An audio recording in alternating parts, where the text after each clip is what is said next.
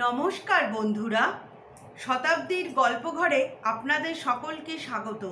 আমার এই প্রচেষ্টাতে আপনাদের সকলকে আমার পাশে পাবো এই আশা করছি। আপনারা আমার চ্যানেলটিকে সাবস্ক্রাইব করে বেল আইকনটিকে প্রেস করে রাখবেন। তাহলে চলুন বন্ধুরা, আজ আমি আপনাদের পাঠ করে শোনাই রবীন্দ্রনাথ ঠাকুরের শিবুরাম গল্পটি। সন্ধেবেলায় মাঠে বসে গায়ে হাওয়া লাগাচ্ছি, এমন সময় শেয়াল এসে বললে, দাদা, তুমি নিজের বাচ্চা বাচ্চাদের মানুষ করতে লেগেছ, আমি কি দোষ করেছি? জিজ্ঞাসা করলেন, কি করতে হবে শুনি? শেয়াল বললে, না হয় হলুম পশু, তাই বলে কি উদ্ধার নেই? পণ করেছি তোমার হাতে মানুষ হব। শুনে মনে ভাবলুম সৎকার্য বটে। জিজ্ঞাসা করলুম, তোমার এমন মতলব হলো কেন? সে বললে, যদি মানুষ হতে পারি তাহলে শেয়াল সমাজে আমার নাম হবে, আমাকে পুজো করবে ওরা। আমি বললুম, বেশ কথা। বন্ধুদের খবর দেওয়া গেল, তারা খুব খুশি। বললে, একটা কাজের মতো কাজ বটে, পৃথিবীর উপকার হবে। কজনে মিলে একটা সভা করলুম, তার নাম দেওয়া গেল শিবা শোধন সমিতি। পাড়ায় আছে অনেক কালের একটা পোড়ো চণ্ডী মণ্ডপ। সেখানে রোজ রাত্রি 9টার পরে শেয়াল মানুষ করার পুণ্য কর্মে লাগা গেল। জিজ্ঞাসা করলুম, বৎস, তোমাকে জ্ঞাতিরা কি নামে ডাকে? শেয়াল বললে, হৌ হৌ। আমরা বললুম, ছি ছি, এ তো চলবে না। মানুষ হতে চাও তো প্রথমে নাম বদলাতে হবে, তারপরে রূপ। আজ থেকে তোমার নাম হলো শিবুরাম। সে বললে, আচ্ছা। কিন্তু মুখ দেখে বোঝা গেল হই হই নামটা তার যেরকম মিষ্টি লাগে, শিবুরাম তেমন লাগলো না। উপায় নেই, মানুষ হতেই হবে। প্রথম কাজ হলো তাকে দুপায়ে দাঁড় করানো।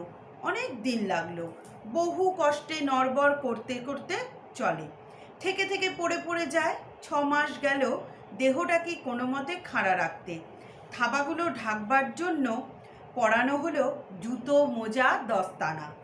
অবশেষে আমাদের সভাপতি গৌর গোসাই বললেন, শিবুরাম, এইবার আয়নায় তোমার দ্বিপদী ছন্দের মূর্তিটা দেখো দেখি, পছন্দ হয় কি না। আয়নার সামনে দাঁড়িয়ে ঘুরে ফিরে ঘাড় বেঁকিয়ে শিবুরাম অনেকক্ষণ ধরে দেখলে। শেষকালে বললে, গোসাইজি, এখনও তোমার সঙ্গে তো চেহারার মিল হচ্ছে না।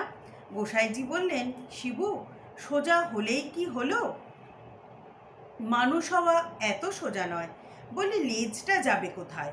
ওটার মায়া কি ত্যাগ করতে পারো? শিবুরামের মুখ গেল শুকিয়ে।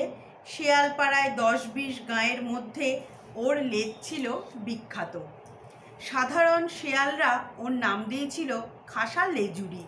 যারা শেয়ালি সংস্কৃত জানতো তারা সেই ভাষায় ওকে বলতো সুলোমলাঙ্গুলি।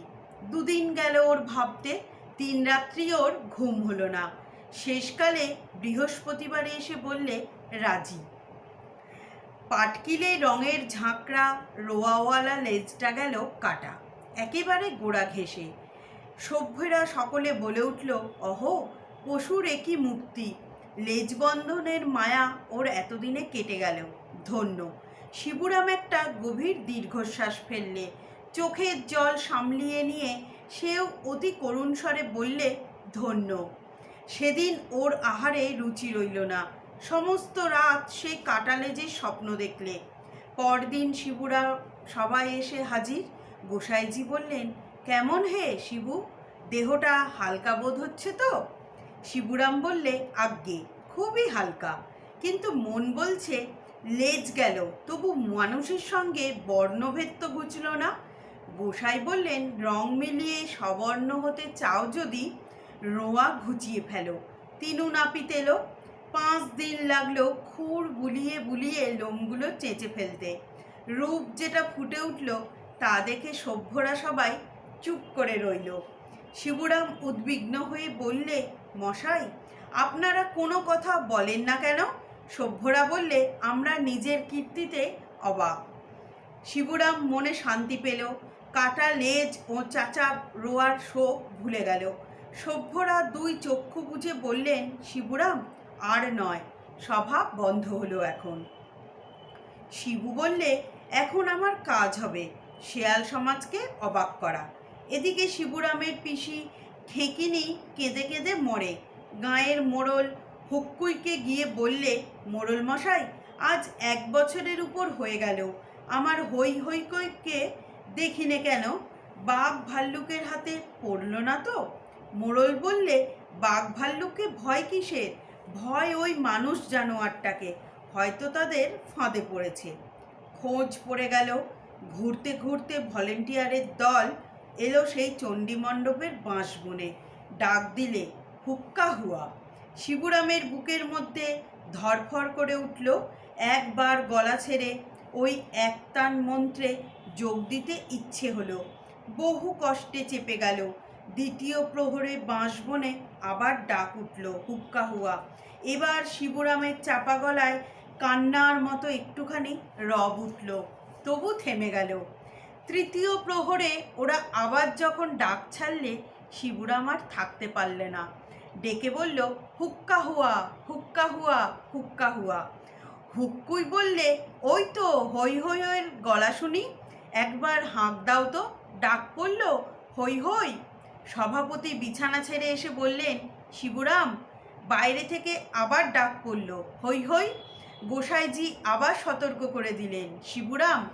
তৃতীয়বার ডাকে শিবুরাম ছুটে বেরিয়ে আসতেই শেয়ালরা দিল দৌড়।